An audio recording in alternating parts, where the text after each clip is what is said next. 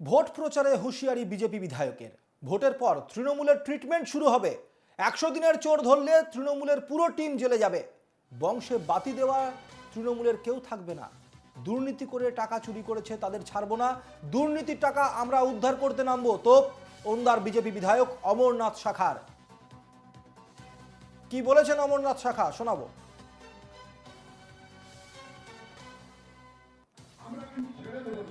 2024 লোকসভার পরে রেজাল্টের পরে আমরা শুরু করবো তৃণমূলের ট্রিটমেন্ট।